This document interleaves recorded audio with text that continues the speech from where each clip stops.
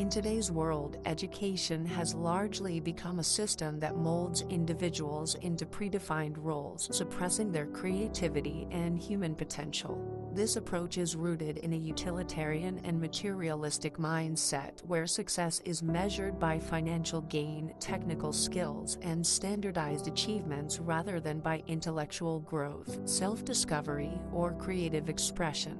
Modern education often forces children into rigid molds, shaping them according to societal expectations rather than nurturing their unique potential. This is reminiscent of Juji's Bingmai Guanji, where a natural entity, the plum tree, is forcibly bent to fit an artificial aesthetic, turning something originally full of life into a sickly, constrained form.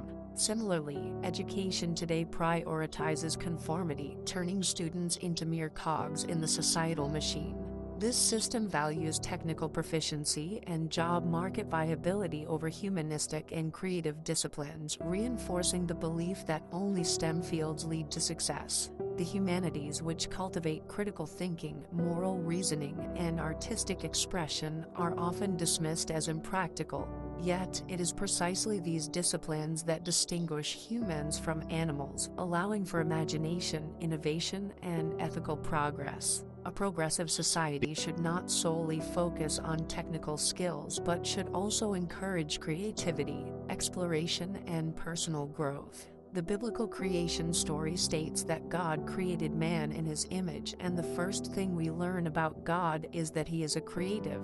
However, contemporary education is gradually erasing this divine trait, reducing people to functionaries rather than visionaries. Laozi speaks of the concept of Wu Yang Zi Yang, the usefulness of what appears useless. It emphasizes the necessity of emptiness for true functionality, just as a cup is useful not because of its material form but because of the empty space it provides for holding liquid.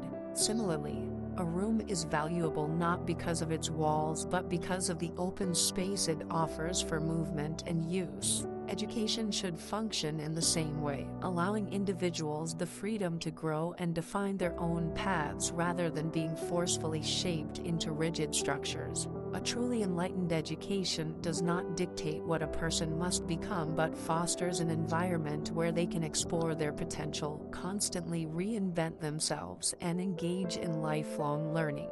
This principle is also seen in Kabbalah, where Abraham, though naturally kind and compassionate, had to undergo challenges that taught him the necessity of strict discipline. His spiritual journey was not about staying in his comfort zone but about continuously growing, balancing kindness with strength.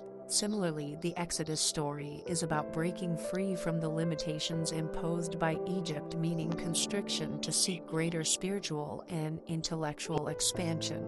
The current educational model treats people as factory products, mass-producing graduates to fit into a mechanized workforce. This system is driven by economic forces rather than human development, with corporations and institutions dictating the worth of individuals based on their ability to generate profit. Parents, under societal pressure, impose rigid career expectations on their children, often dismissing their natural talents and aspirations in favor of safe career paths. In doing so, they unknowingly kill the spark of originality within their own offspring. This creates a cycle of anxiety where people are forced into careers they do not love, living in constant fear of financial instability or obsolescence. With the rise of AI, this anxiety is becoming more pronounced. Many of the skills emphasized by traditional education are now being automated, making human workers increasingly replaceable. Without a return to human creativity, ethical wisdom, and adaptability, large portions of society risk being left behind, exploited by those who control technology and capital. The unchecked rise of AI in the hands of a few elite groups could lead to further exploitation of the working class, exacerbating wealth inequality and creating a social structure where only the privileged few can thrive. Without moral guidance, the future could see an even greater divide between the rich and the poor, with technology being weaponized to maintain control rather than to uplift humanity.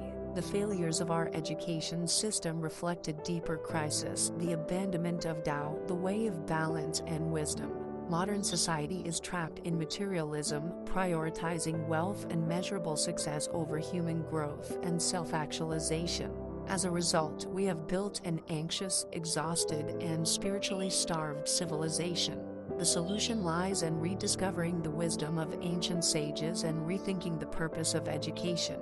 Instead of forcing individuals into rigid molds, education should inspire them to constantly evolve, explore, and redefine themselves. The Tao Te Ching describes true greatness as having no fixed form, continuously unfolding like the ever-expanding universe. This should be the foundation of learning, an ongoing journey rather than a rigid destination. The world is at a crossroads. If we continue down this path of mechanized education and soulless productivity, we risk creating a society devoid of true human essence. True education is not about conformity, it is about liberation, about returning to the limitless creative potential from which all things emerge.